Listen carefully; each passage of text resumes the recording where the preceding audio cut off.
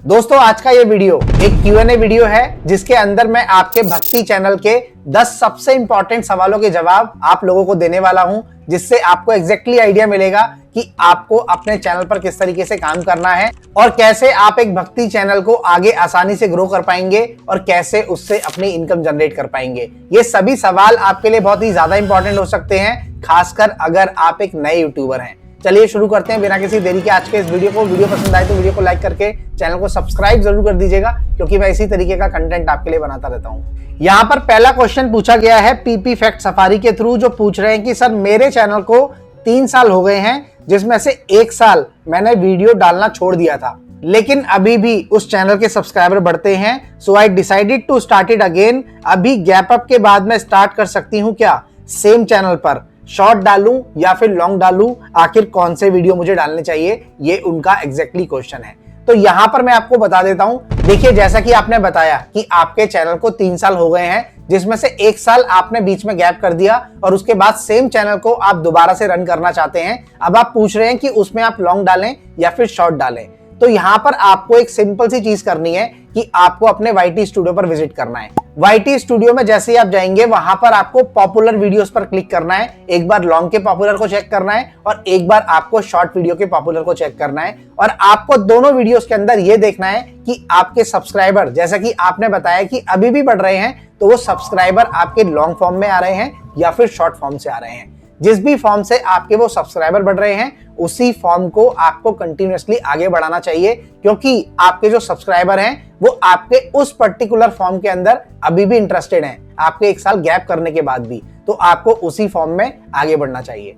उसके बाद यहाँ पर दूसरा और इंपॉर्टेंट क्वेश्चन पूछा है ब्लेस्ड बाई कोड ने, जो पूछ रहे हैं कि जब हम वीडियो को डाउनलोड करते हैं किसी भी प्लेटफॉर्म से, मान के चलिए, तो उस वीडियो पर वीडियो का वाटरमार्क आ जाता है, उसको हम कैसे रिमूव कर सकते हैं ताकि कोई कॉपीराइट ना आए। यहाँ पर जो वीडियो की आप बात कर रहे हैं, यही सेम चीज इमेजेस में भी आ सकती है, यानी कि इमेज का भी कॉपीराइट आपको मिल सकता है। यही सेम चीज आपको वीडियोस और इमेजेस दोनों में मिलती हैं अगर आप कहीं से भी उसको डाउनलोड करेंगे। तो अब बात आती है कि आखिर आप उस वाटरमार्क को कैसे हटाएंगे। तो उसका सिंपल सा तरीका है, आप स्क्रीन पर देख सकते हैं।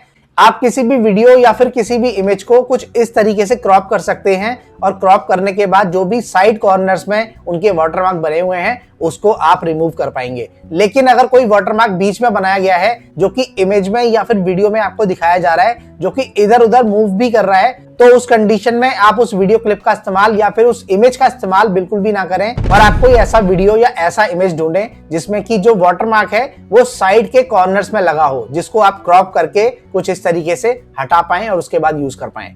उसके बाद यहाँ पर तीसरा क्वेश्चन पूछा है राध्या स्पिरिचुअल वाइब्स ने, जो पूछ रहे हैं कि सर मुझे ये पूछना है कि जब हम किसी सॉन्ग को लॉन्ग वीडियो में यूज करते हैं तो कॉपीराइट आता है। अगर हम पूरा सॉन्ग ना लेकर के सिर्फ 1 मिनट के मुखड़े को यूज करें और 3-4 बार यूज कर लें, तो भी क्या कॉपीराइट आएगा? आपको डेफिनेटली कॉपीराइट आएगा।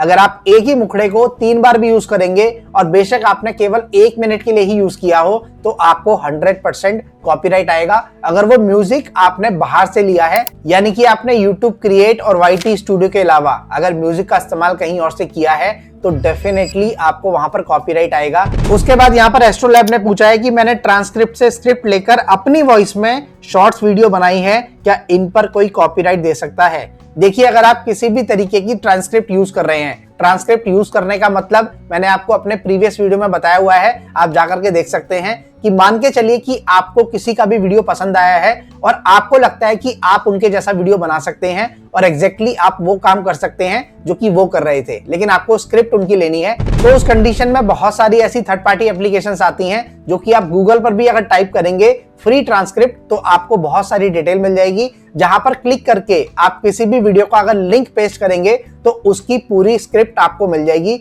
जो कि आप हिंदी या फिर इंग्लिश में ले सकते हैं। और इसके लिए मैंने एक डिटेल वीडियो भी बनाया हुआ है, जो आप यहां पर क्लिक करके देख सकते हैं।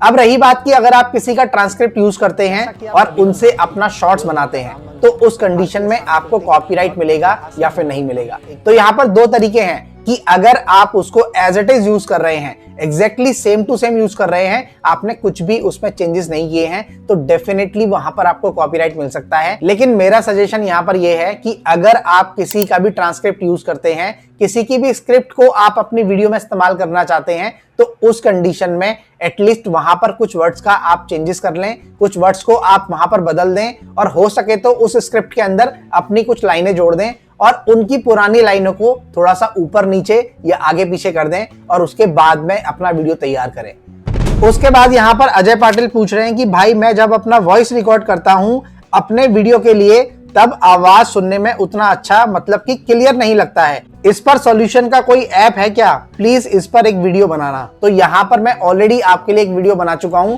जिसमें मैंने बिना माइक के आपको सिखाया है कि आप अपनी वॉइस ओवर को किस तरीके से एकदम नीट एंड क्लीन बना सकते हैं, जिसमें कि बैकग्राउंड नॉइज भी आपको बिल्कुल नहीं आता है। और दूसरी और इंपॉर्टेंट चीज जो कि मैंने आपको बताई थी VN एप्लीकेशन के अंदर, जिसमें कि आप डी नॉइज का ऑप्शन यूज कर सकते हैं, जो कि अभी रिसेंटली लॉन्च किया गया है और ये एंड्रॉइड डिवाइस में ही आपको मिलता है। तो एंड्रॉइड डिवाइस से अगर आप अपनी वीडियो को वॉइस ओवर करते हैं और उसके बाद VN में जाकर के आप उसको डी नॉइज कर देते हैं, तो उस कंडीशन में भी आपकी वॉइस काफी हद तक क्लियर हो जाती है। लेकिन अगर आप उससे भी बेटर क्वालिटी चाहते हैं तो उस कंडीशन में आप बोया का माइक इस्तेमाल कर सकते हैं, M1, जो कि एक बेसिक माइक है। इसका इस्तेमाल आप करेंगे तो डेफिनेटली आपके वीडियो की जो वॉइस ओवर है वो बहुत हद तक सुधर जाएगी और आपकी वॉइस एकदम क्लीन और क्लियर आएगी। उसके बाद भक्ति मार्ग ने एक क्वेश्चन पूछा है जो कि बहुत ही इंपॉर्टेंट है कि हुपर के मंत्र सॉन्ग या YT म्यूजिक लाइब्रेरी के सॉन्ग या मंत्र को डबिंग कर सकते हैं और एक फुल सॉन्ग को अलग अलग वीडियो पे ऐड करके बार बार अपलोड कर सकते हैं। देखिए, अगर आप किसी भी तरीके से हुपर का सॉन्ग इस्तेमाल करते हैं, हुपर आखिर क्या है अगर ये आपको नहीं पता तो आप यहाँ पर वीडियो क्लिक करके देख सकते हैं, आपको पूरी डिटेल यहाँ पर मिल जाएगी। अब रही बात कि यहाँ से जो सॉन्ग आप इस्तेमाल करेंगे उनको आप डबिंग करके बार बार अपने वीडियोस के अंदर यूज कर सकते हैं, नहीं तो ये डेफिनेटली आप नहीं कर सकते, क्योंकि हुपर की जो वेबसाइट है वहां से जो भी सॉन्ग आप परचेज करते हैं वो एक सर्टिफिकेट के साथ आपको दिया जाता है और उस सर्टिफिकेट के साथ आप उसी सॉन्ग को जितनी मर्जी बार अपनी वीडियो के अंदर इस्तेमाल कर सकते हैं। लेकिन आपको अपनी हर वीडियो के डिस्क्रिप्शन में उसका सर्टिफिकेट जरूर लगाना पड़ेगा, ऐड करना पड़ेगा और वहां पर आपको डिस्क्लेमर भी लगाना पड़ेगा कि आपने ये सॉन्ग ऑलरेडी परचेज किया हुआ है, लेकिन उसकी किसी भी तरीके की डबिंग वहां पर अलाउ नहीं है, क्योंकि उस कंडीशन में आपको डेफिनेटली प्रॉब्लम आ सकती है। उसके बाद यहाँ पर मोंकू स्टूडियो ने पूछा है कि सर मेरे चैनल पर रीयूज कंटेंट आया है बट पता नहीं किस में आया है, इमेज पर या फिर बैकग्राउंड म्यूजिक पर। तो यहाँ पर मैं आपको क्लियर कर देता हूँ कि अगर आप ये जानना चाहते हैं कि रीयूज कंटेंट आपको किस पे आया है, यहाँ पर आपको सबसे पहले मैं एक चीज क्लियर करना चाहूंगा कि जब आपको कॉपीराइट क्लेम मिलता है तो वो आपको इंडिविजुअल वीडियो पे मिलता है, लेकिन जब आपको रिपीटेटिव कंटेंट, रीयूज कंटेंट या फिर इस तरीके का कोई भी इशू आता है तो उस कंडीशन में आपके ओवरऑल चैनल पर आता है, किसी एक पर्टिकुलर कंटेंट पे नहीं आता।